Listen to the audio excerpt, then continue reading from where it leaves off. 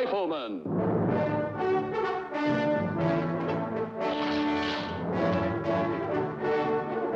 Starring Chuck Connors.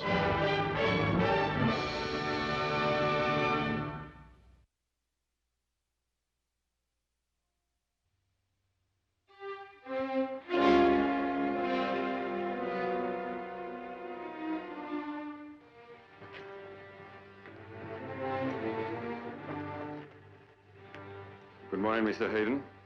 Good morning. You have a very beautiful house, most charming. Thank you. However, that isn't why I brought you here. That is. There's your man, Orsatti. Lucas McCain. I keep that there to remind me every minute of every day that a slug from his rifle put me in this wheelchair for the rest of my life. I've died 1,000 deaths since that shootout with McCain. But I'll settle for one fast finish for him. You'll have it. Here's everything I've dug up on him, going back to when he lived in Enid, Oklahoma. Now, if you want more... If I do, Mr. Hayden, I can manage it myself. Remember this.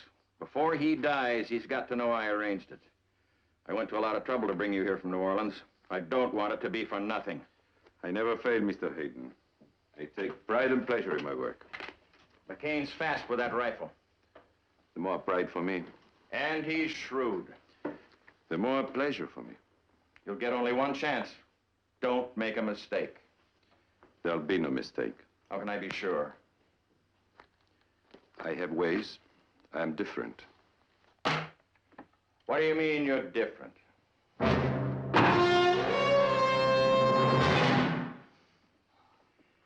Is that the way you'll do it? It will depend upon my mood.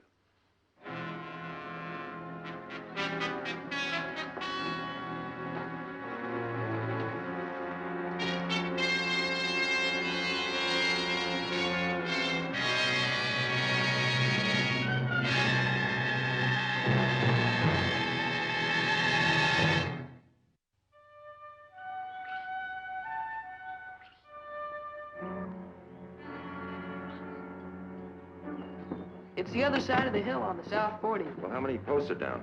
Oh, about 3 or 4. It looks like they rotted off at the base. Well, there's only 10 head grazing over there. We'll round them up and put them in the east pasture so we can put up some new posts.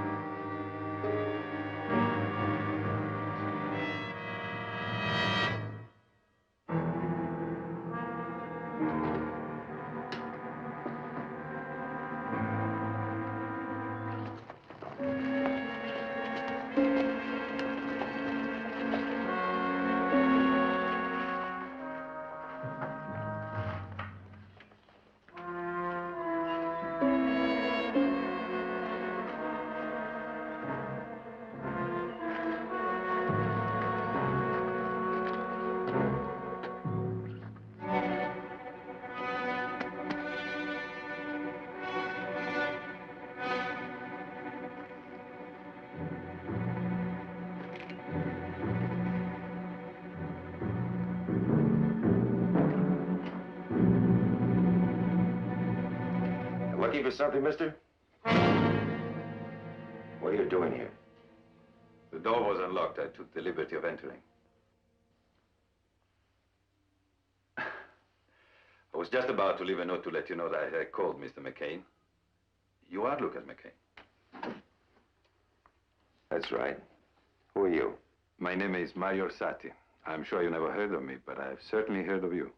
Oh? How's that? In your hometown, Enid, Oklahoma.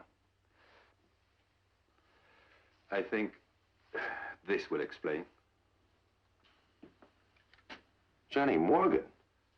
And the other side? Johnny Morgan said he was a good friend of yours. That's right, the oldest and the best. On my journey west, I stopped in Oklahoma. I needed some legal advice, and Johnny Morgan was most gracious and helpful. He's a man with a great heart. It's Johnny, all right. I'm pleased to meet you, Mr. Orsatti. Pleasure is mine. You sit down, I'll get you a cup of coffee. I'm on my way to San Francisco, and Johnny suggested that I stop to say hello to you during my 2-day layover in North Fork. So here I am, and hello for Johnny. Hello. The name is Orsatti, you say? Yes, Mario Orsatti. Oh, I'm sorry about that greeting I gave you, but, Oh, I understand. One can't be too careful about strangers. well, any friend of Johnny's is no stranger to me. Thank you. Oh, Mr. Orsatti, this is my son. Oh, yes, Mark. Well, it seems like Mr. Orsatti knows a little bit about his son. How do you do, Mark? Hi, Mr. Orsatti. Mr. Orsatti's staying in North Fork a few days. He's a very good friend of... A friend of Johnny Morgan's. Well, seems like Mark knows a little bit about you, too. Well, I sort of sidled up to the door. Where's your baggage? I left it with the station master. I came here directly from the train, rented a horse, and rode out. Well, Mark, do you mind sidling to town and picking up Mr. Orsatti's baggage? He'll be staying with us. Oh, no, please. Please, you'll be our guest. And we don't take no for an answer. See what I mean? All right, son, get going. We'll set up a cot for you here in the living room. But please believe me, Mr. McCain. Now, look, you call me Lucas, I'll call you Mario, all right? Thank you, Lucas. But please believe me, I wasn't planning on anything like this. Now, who said you were? It was strictly my idea. You finish your coffee, I'll put your horse away. You've had a pretty long ride. Lucas, how can I repay you for all this? Just make yourself at home.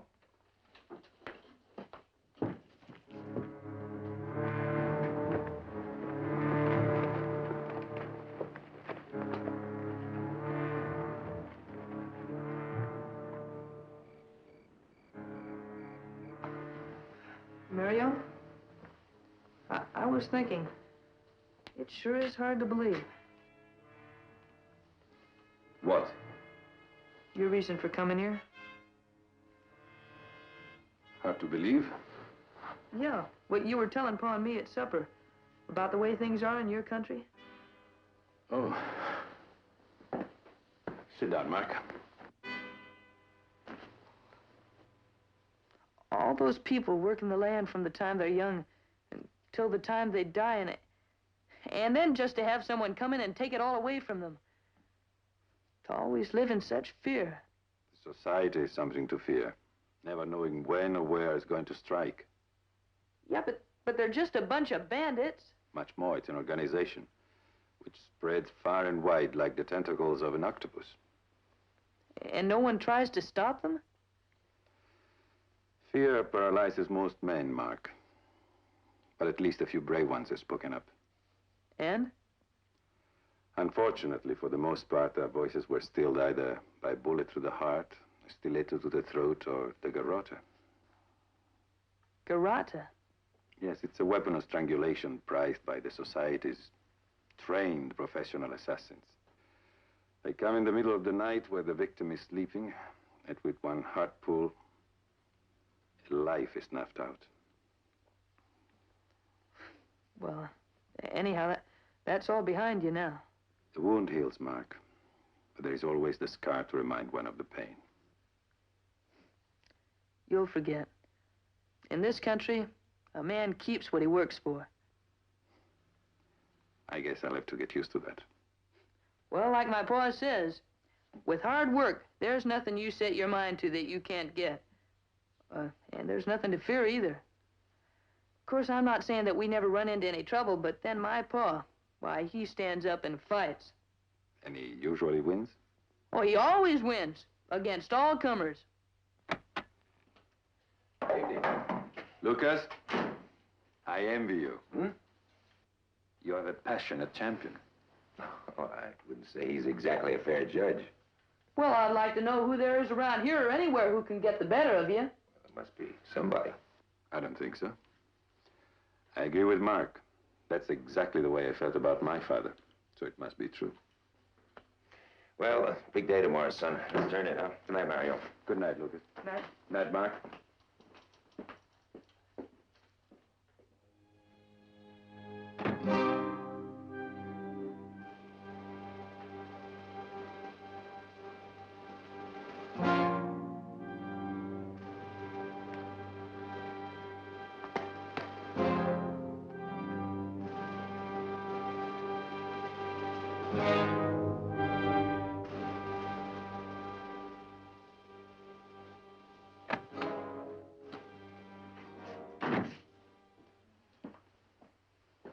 It gets kind of chilly at night. You might want to use this blanket. Thank you, Mark.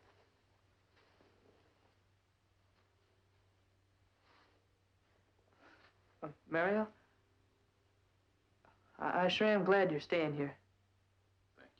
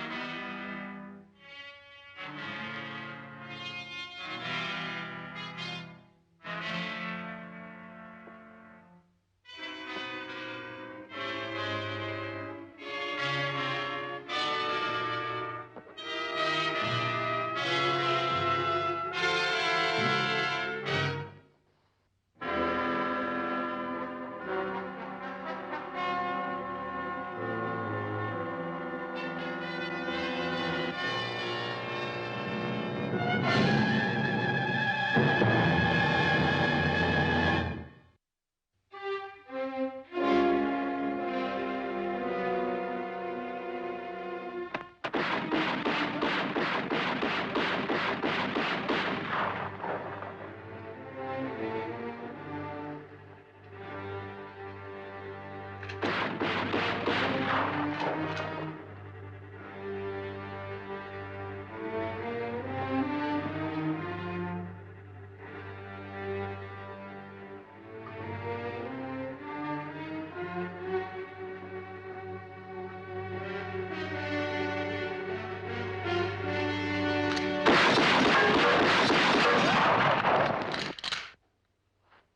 Oh, Mario, I didn't hear you come up. I'm sorry, Lucas, but I guess I have the old country habit of walking too quietly. That's all right. I was just checking my rifle. Say, how would you like to take a ride with me? I'll show you some of our country. No, thank you. I don't want you to trouble yourself. Oh, it's no trouble. Besides, it must be pretty dull for you around here. Dull? I mean, nothing very exciting to do. On the contrary, what you would consider commonplace, I find quite exciting. Well, then we ought to ride up to Twin Peaks. You'd really enjoy it up there. I just remembered I can't. I promised to help Mark as soon as he came back from town. Oh, he's been working on you, has he? Well, He's been working on me, too. Wants you to stay a while longer. You know, Mario, he's taken more than an ordinary shine to you. He's never quite met anybody like you. Why don't you stay a few extra days? no, I'm sorry. There are things to be done. I must be on the train tomorrow night.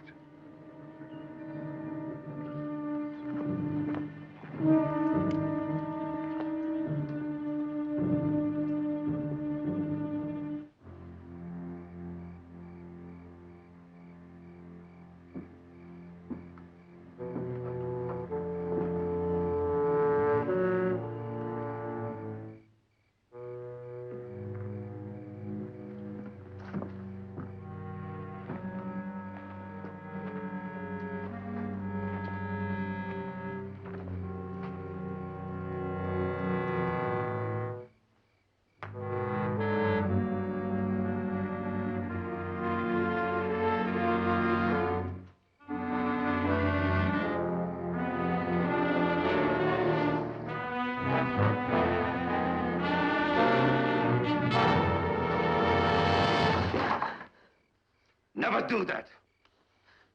Never steal up behind me like that. But... Do you hear me? Never.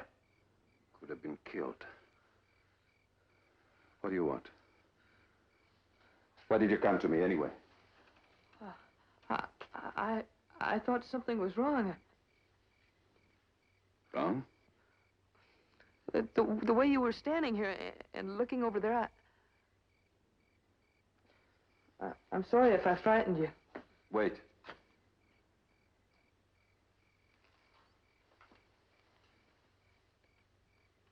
It is I who am sorry.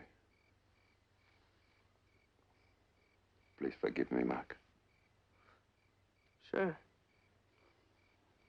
was looking into the past. Reliving that day. What day? That day. First, there was the morning in the marketplace of our village. My father spoke to the other men who gathered there. He spoke openly against the society. He dared to say in public that they have to stand up and fight for what was rightfully theirs. I can still see the dazzling fire in his eyes and the newborn hope it kindled in the faces of his listeners. He was a brave man, your pa. He was a beautiful man. That afternoon, my father and I were out in the fields. It was early spring, just as it is now. My father sang as we walked. The sun was pleasant on our backs. Then a horseman rode up. Not a word was said. The horseman fired his gun. My father fell dead. The horseman turned and rode away.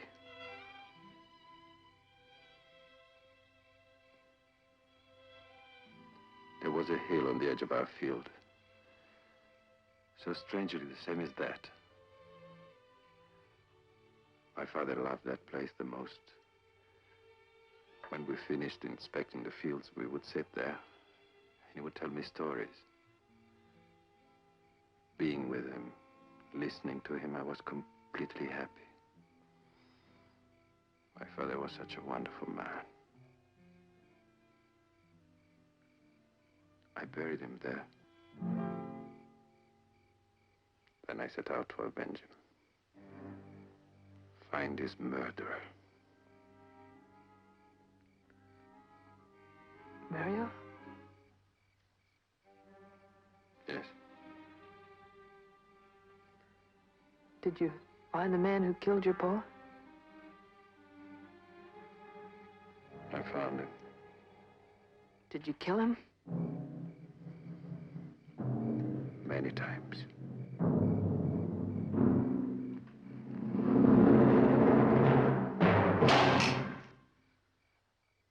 Many times.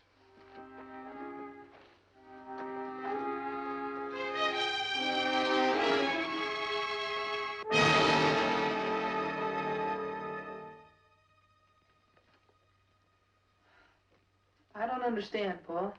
The way Mario got up and went out after supper without even saying anything. Well, he said he was going for a walk. That's something. No, that's not what I mean. He didn't say why. There's nothing mysterious about a man wanting to be by himself for a bit, son. Yeah, but that was a couple of hours ago. Mark, let him be. He'll come back when he's ready.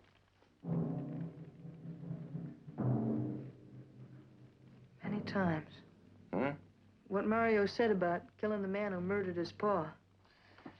Maybe you misunderstood him. No, I heard him clear, Pa. Many times, he said. What could that mean? Well, it could mean he's lived it over and over again. A thing like that's not easy to forget. Well, I'm going to bed, Pa. I guess I will, too.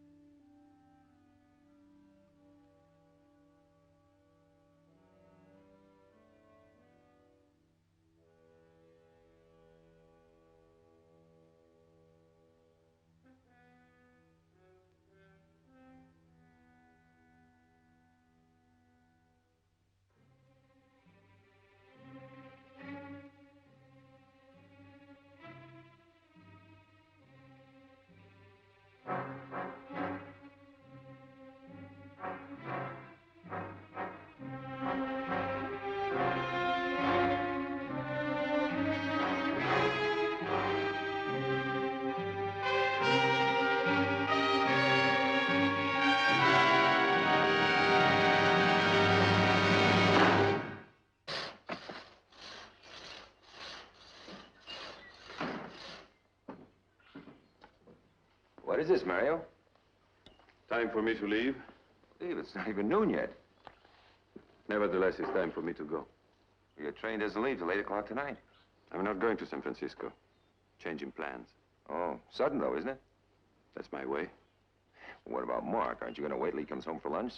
It's best that I never see him again. Best for me as well as him. What are you talking about?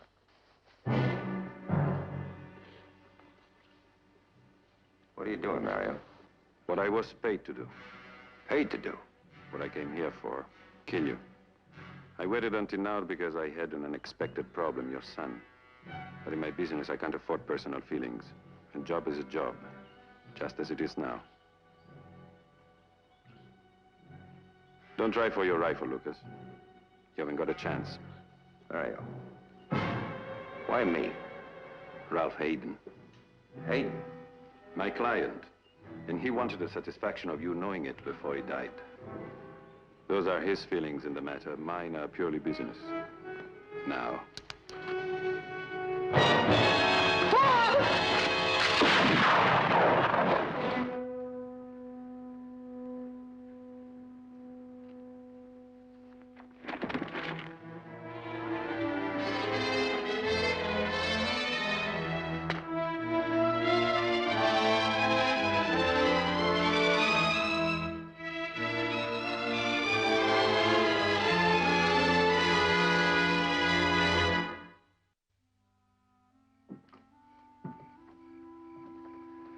What are you thinking about, son? All along, Mario had planned to kill you. Something happened to change his plans. What do you mean? Well, in that one split moment, he found himself and his father in you and me. Split moment? When you tossed me that rifle, Mark, he could have easily fired. He was an expert, a professional. He had me, son, but he didn't squeeze the trigger. Then he wanted to die? I think in that one moment, he realized he no longer had anything to live for. He found a way of going home, Mark, for good. You know, Pa, it may sound kind of strange, but I think I know how he felt.